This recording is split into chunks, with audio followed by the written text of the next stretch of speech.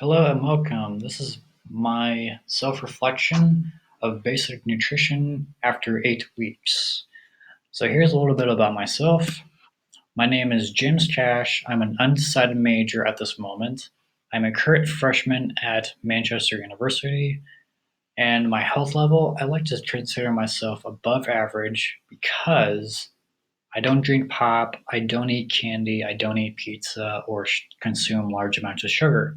Plus, I have an active lifestyle. Now, my family history and upbringing.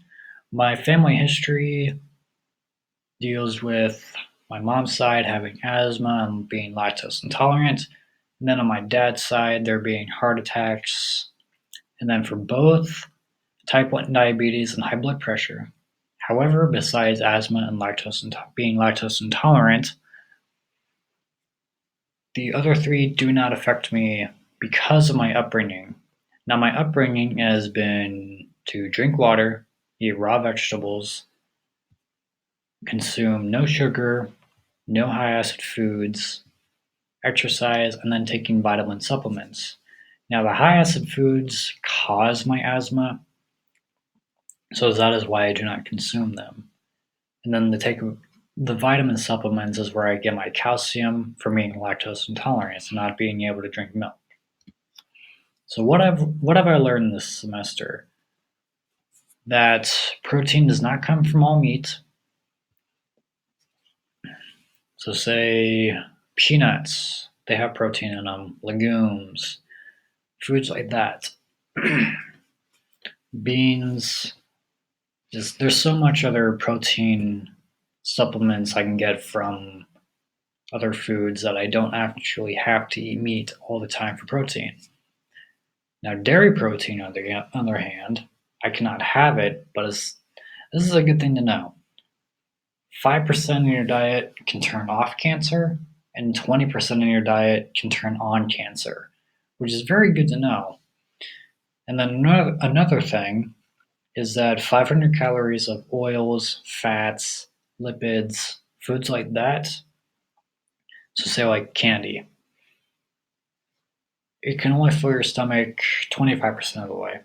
Now, fast foods, on the other hand, fast foods can only fill it up, or FF, can only fill it up 50% of the way. Little pause for emphasis.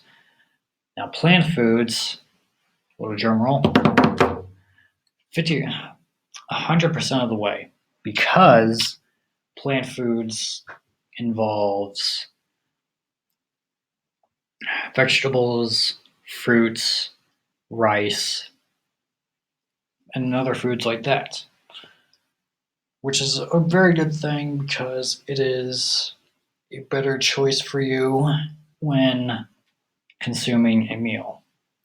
Now, being lactose intolerant, my body cannot make an enzyme that digests the milk sugar, which I thought was pretty cool, and it relates directly to my family history and how it affects my diet. Now, an EER is linked to a formula. There's two different formulas, male and female. If you're male, like I am, you will focus on one of the formulas and then plug in your height and then weight, and then that'll give you a number of calories you need to eat per day to maintain your constant body weight.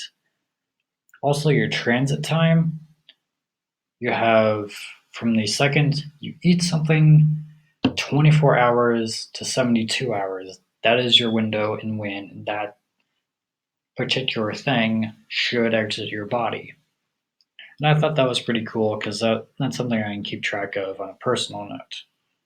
Moving on to ways I can improve my health. I can improve it by going on a Mediterranean diet, a DASH diet, a vegan diet, or a vegetarian diet, which are all good things to go on because dieting is good. And all of that cuts down on meat, which is ultimately what I want to do.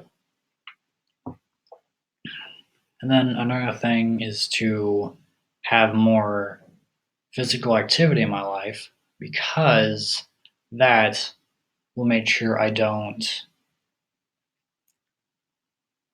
get overweight or anything like that. And then knowing how food affects you, because when you know how food affects you, you'll be more aware of how it'll affect you later on in life or within a few days. So, like the transit time, if you eat bread, it'll take a little bit longer to move through you. All right, moving on to some personal roadblocks I have to implement some of these ways I could be healthier. First off, lack of self control. It's hard to say no to a sizzling steak on a cast iron skillet with mushrooms, onions, and potatoes all on it. So, say that would be hard to say no to. Now, there's also being uncomfortable in trying new things. If you are uncomfortable with trying new things, you're kind of shy and you don't really know if you'll like them or not. And so that's another thing I have a hard time doing. And then lack of knowledge. If you don't know how food affects you, say if you are lactose intolerant and you don't know it, if you eat milk, it'll be a bad episode for you, either with gas, abdominal pain, or bloating. And then lastly, of food. I'm a carnivore by my upbringing, and it's something I grew up with just eating meat and things like that. So that's something I need to work on. How? Well, all the things I can improve on is learning self-control. So win smaller, not bigger, because all those smaller victories will add up to a large victory in the end. And then self reminders. It's like, hey, you need to get on your diet more, or you need to stop cheating on it, things like that. And then sucking it up and try it. When you do that, your body comes more used to whatever food you're eating and things like that. And then trying healthier options at restaurants. So say instead of that juicy steak, get a salad instead. It still has some meat on it, but it could be steak or chicken, but you get more of that whole foods and vegetables in there. And then knowing the after effects of eating certain foods. So say when I drink something sugary, I get a gag reflex. So I huck a balloon and spit it out. When I eat a high acid foods, so like tomatoes, my not only does my asthma spike up, I have a runny nose, and then when I eat bread, I have a uncomfortable GI tract when it comes out because it hardens up and it's not fun to pass. Not as painful as kidney stones, but in that area of pain.